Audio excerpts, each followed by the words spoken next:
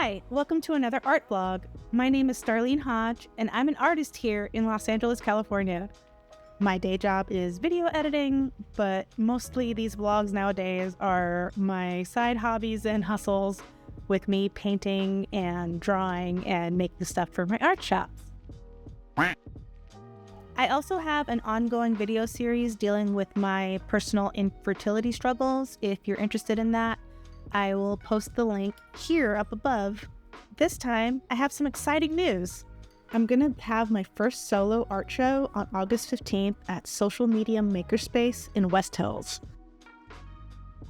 My cousin-in-law Lana worked it out to have them host the event.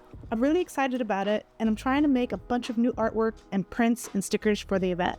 And anything that doesn't sell there, I'll put up on my shop, starlenearts.com, afterwards. The main reason I'm doing this art show is to raise funds for our fertility journey, since we're at the point of looking into surrogacy as our last option. I'll probably be making another video with more details about this whole process, but long story short, my body is not likely to be able to carry a successful pregnancy. And we want to give the embryos that we have frozen their best chance at, becoming a person.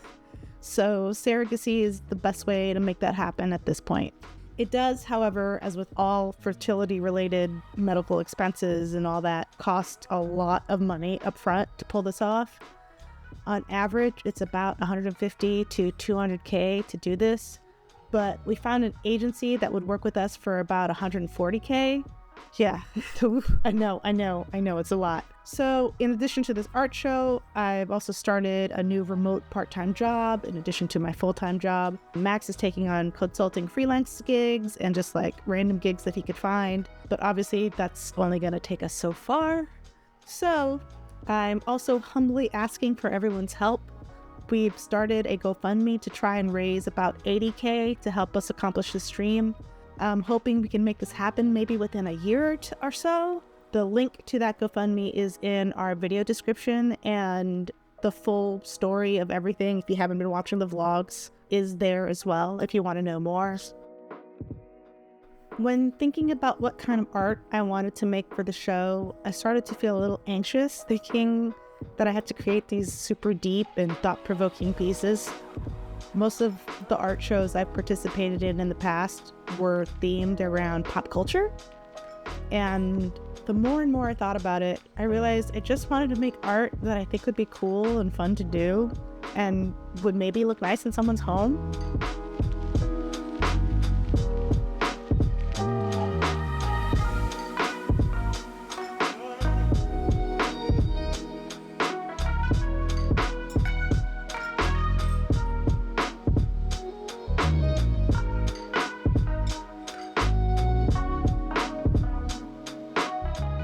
So I decided to experiment with one new style, and then my other pieces would be stuff that I already like to paint and draw.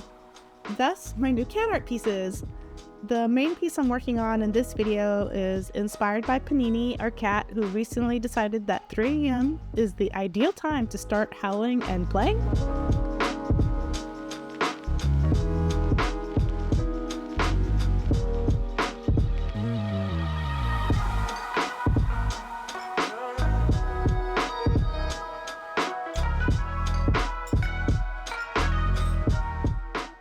Cat howls are always so melancholy and invoke a bit of frustration.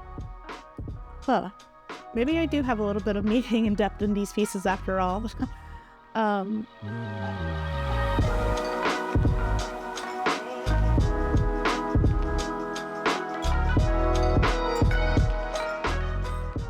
My friend Michael also pointed out that this particular piece looks a little bit like The Scream by Edward Munch, and I was like, oh yeah, kind of does. So I started to lean into that.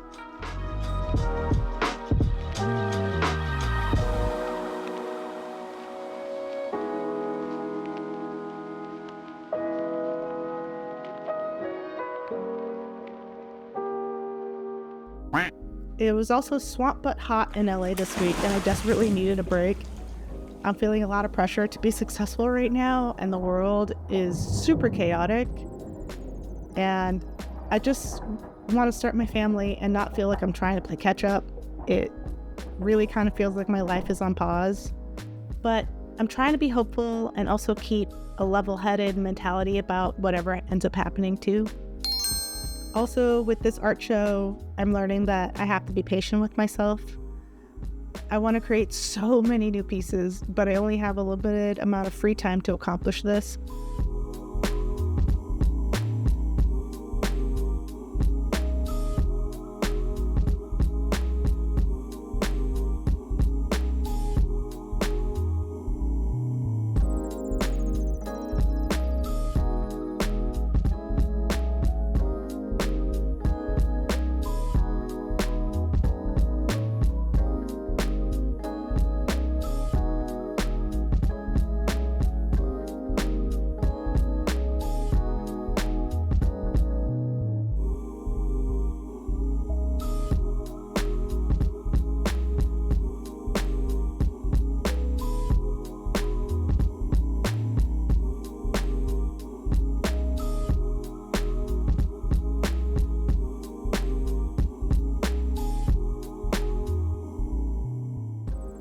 Painting in particular takes time to dry as well, and if I rush, I just might miss a detail that I needed to add. Can you catch what's missing here?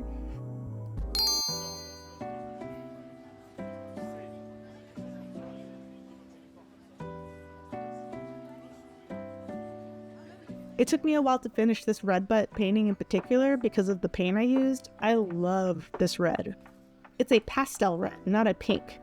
But it's a cheap brand that came with a pottery kit I was gifted, and it takes a lot of layers to look the way I want it to. It literally took over 15 coats and a few days to correct the smudge mistake I made earlier because I had to account for the drying time. And I don't have access to getting another bottle of this exact color, so I wanted to make sure this one looked right because it will be the only one in this shade.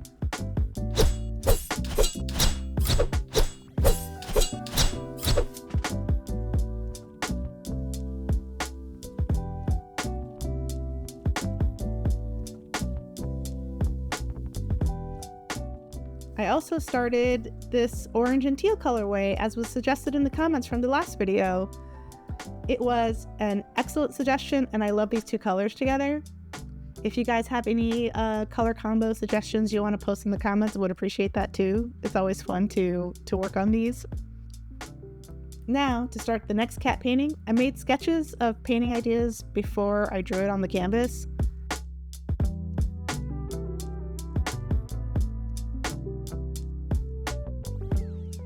I painted it light blue as a base.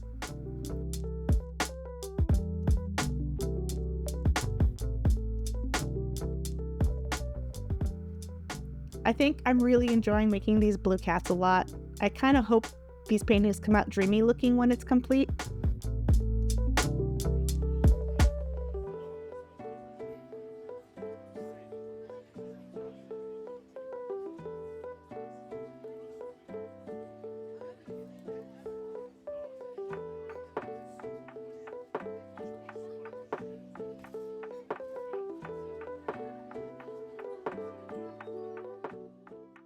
I'll show that process in the next video because this one also took longer than I thought. At this point, I caught my mistake with my Yowl painting and went back and added the missing whiskers. After letting that dry for a day, I finally got to seal it and finalize it.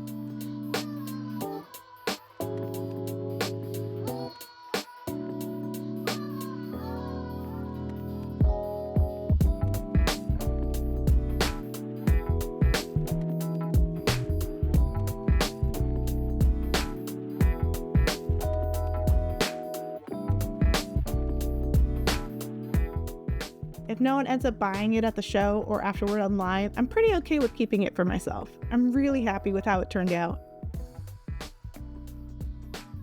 Anyway, that's it for this video. I hope you enjoyed it. Feel free to like and subscribe. These new paintings will be at the art show first, but I also have art and stickers that you could purchase now at starlinarts.com. And the GoFundMe link is in the description if you'd like to help out with that. Thanks so much. See you next time.